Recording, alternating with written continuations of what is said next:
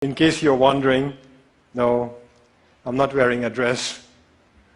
And no, I'm not saying what I'm wearing underneath. This is a ko. This is my national dress. This is how all men dress in Bhutan. That is how our women dress. Like our women, we men get to wear pretty bright colors. But unlike our women, we get to show off our legs. Our national dress is unique. But this is not the only thing that's unique about my country. Our promise to remain carbon neutral is also unique. And this is what I'd like to speak about today, our promise to remain carbon neutral. But before I proceed, I should set you the context. I should tell you our story. Bhutan is a small country in the Himalayas. We've been called Shangri-La, even the last Shangri-La. But let me tell you right off the bat, we are not Shangri-La. My country is not one big monastery populated with happy monks. The reality is that there are barely 700,000 of us, sandwiched between two of the most populated countries on earth, China and India. The reality is that we are a small, underdeveloped country doing our best to survive. But we are doing okay. We are surviving. In fact, we are thriving.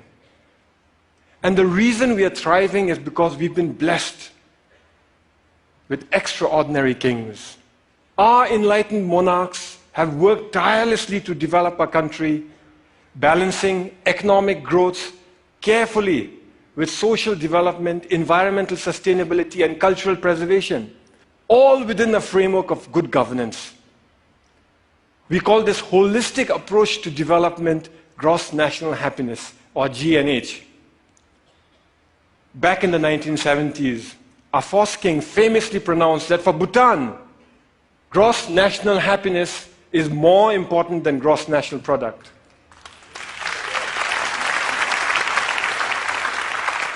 Ever since, all development in Bhutan is driven by GNH, a pioneering vision that aims to improve the happiness and well-being of our people. But that's easier said than done, especially when you're one of the smallest economies in the world. Our entire GDP is less than $2 billion. I know that some of you here are worth more individually than the entire economy of my country. So our economy is small. But here's where it gets interesting. Education is completely free. All citizens are guaranteed free school education, and those that work hard are given free college education. Healthcare is also completely free.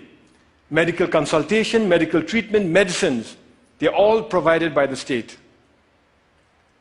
We manage this because we use our limited resources very carefully, and because we stay faithful to the core mission of GNH, which is development with values. Our economy is small, and we must strengthen it. Economic growth is important. But that economic growth must not come from undermining our unique culture or our pristine environment. Today, our culture is flourishing. We continue to celebrate our art and architecture, food and festivals, monks and monasteries. And yes, we celebrate our national dress too. This is why I can wear my ko with pride. Here's a fun fact. You're looking at the world's biggest pocket. It starts here, goes round the back, and comes out from inside here. In this pocket, we store all manner of personal goods, from phones and wallets to iPads, office files, and books. But sometimes even precious cargo. So our culture is flourishing, but so is our environment. 72% of my country is under forest cover. Our constitution demands that a minimum of 60% of Bhutan's total land shall remain under forest cover for all time.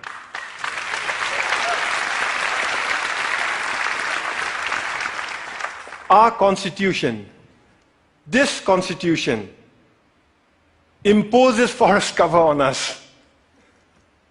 Incidentally, our king used this constitution to impose democracy on us. You see, we, the people, didn't want democracy. We didn't ask for it. We didn't demand it. And we certainly didn't fight for it. Instead, our king imposed democracy on us by insisting that he include it in the constitution. But he went further. He included provisions in the constitution that empower the people to impeach their kings, and included provisions in here that require all our kings to retire at the age of 65. Fact is, we already have a king in retirement. Our previous king, the Great Fourth, retired 10 years ago at the peak of his popularity. He was all of 51 years at that time. So as I was saying, 72% of our country is under forest cover. And all that forest is pristine.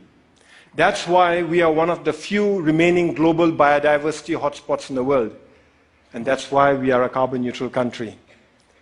In a world that is threatened with climate change, we are a carbon neutral country. Turns out it's a big deal. Of the 200 odd countries in the world today, it looks like we are the only one that's carbon neutral. Actually, that's not quite accurate. Bhutan is not carbon neutral. Bhutan is carbon negative. Our entire country generates 2.2 million tons of carbon dioxide. But our forests, they sequester more than 3 times that amount. So we are a net carbon sink for more than 4 million tons of carbon dioxide each year. But that's not all. We export most of the renewable electricity we generate from our fast-flowing rivers. So today, the clean energy that we export offsets about 6 million tons of carbon dioxide in our neighborhood. By 2020, we'll be exporting enough electricity to offset 17 million tons of carbon dioxide.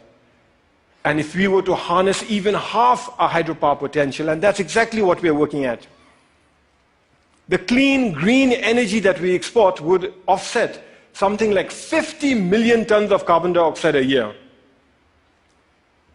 That is more CO2 than what the entire city of New York generates in 1 year. So inside our country, we are a net carbon sink. Outside, we are offsetting carbon. And this is important stuff. You see, the world is getting warmer. And climate change is a reality. Climate change is affecting my country. Our glaciers are melting, causing flash floods and landslides, which in turn are causing disaster and widespread destruction in our country. I was at that lake recently. It's stunning. That's how it looked 10 years ago. And that's how it looked 20 years ago. Just 20 years ago, that lake didn't exist. It was a solid glacier. A few years ago, a similar lake breached its dams and wreaked havoc in the valleys below. That destruction was caused by one glacial lake. We have 2,700 of them to contend with. The point is this: my country and my people have done nothing to contribute to global warming. But we are already bearing the brunt of its consequences. And for a small, poor country, one that is landlocked and mountainous, it is very difficult. But we are not going to sit on our hands doing nothing. We will fight climate change. That's why we have promised to remain carbon neutral. We first made this promise in 2009 during COP15 in Copenhagen. But nobody noticed. Governments were so busy arguing with one another and blaming each other for causing climate change that when a small country raised our hands and announced, we promise to remain carbon neutral for all time, nobody heard us. Nobody cared. Last December in Paris, at COP21, we reiterated our promise to remain carbon neutral for all time to come. This time we were heard. We were noticed and everybody cared. What was different in Paris was that governments came around together to accept the realities of climate change and were willing to come together and act together and work together.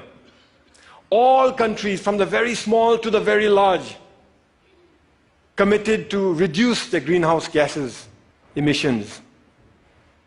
The UN Framework Convention for Climate Change says that if these so-called intended commitments are kept, we'd be closer to containing global warming by 2 degrees Celsius. By the way, I've requested the TED organizers here to turn up the heat in here by 2 degrees. So if some of you are feeling warmer than usual, you know who to blame. It's crucial that all of us keep our commitments. As far as Bhutan is concerned, we will keep our promise to remain carbon neutral. Here are some of the ways we are doing it. We're providing free electricity to our rural farmers. The idea is that with free electricity, they will no longer have to use firewood to cook their food. We are investing in sustainable transport and subsidizing the purchase of electric vehicles. Similarly, we are subsidizing the cost of LED lights, and our entire government is trying to go paperless. We are cleaning up our entire country through Clean Bhutan, a national program, and we are planting trees throughout our country through Green Bhutan, another national program. But it is our protected areas that are at the core of our carbon neutral strategy. Our protected areas are our carbon sink. They are our lungs. Today, more than half our country is protected as national parks, nature reserves, and wildlife sanctuaries. But the beauty is that we've connected them all with one another through a network of biological corridors. Now, what this means is that our animals are free to roam throughout our country. Take this tiger, for example. It was spotted at 250 meters above sea level in the hot subtropical jungles. 2 years later, that same tiger was spotted near 4,000 meters in our cold alpine mountains. Isn't that awesome?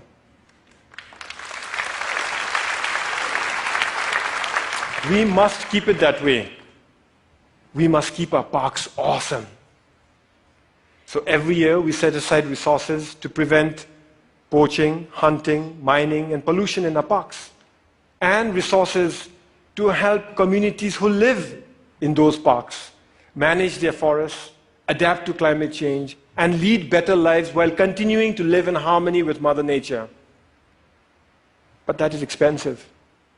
Over the next few years, our small economy won't have the resources to cover all the costs that are required to protect our environment. In fact, when we run the numbers, it looks like it'll take us at least 15 years before we can fully finance all our conservation efforts.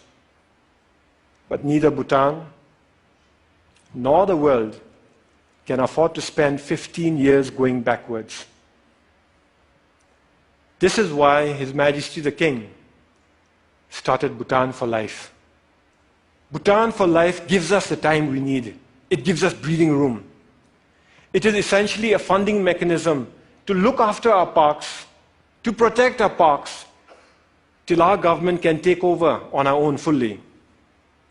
The idea is to raise a transition fund from individual donors, corporations, and institutions. But the deal is closed only after predetermined conditions are met and all funds committed. So multi-party, single closing, an idea we borrowed from Wall Street. This means that individual donors can commit without having to worry that they'll be left supporting an underfunded plan. It's something like a Kickstarter project, only with a 15-year time horizon and millions of tons of carbon dioxide at stake. Once the deal is closed, we use the transition fund to protect our parks, giving our government time to increase our own funding gradually till the end of the 15-year period. After that, our government guarantees full funding forever. We're almost there. We expect to close later this year. Naturally, I'm pretty excited.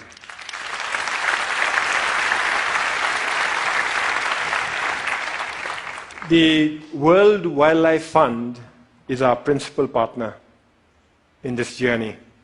And I want to give them a big shout out for the excellent work they're doing in Bhutan and across the world. Whew, it is getting warm in here.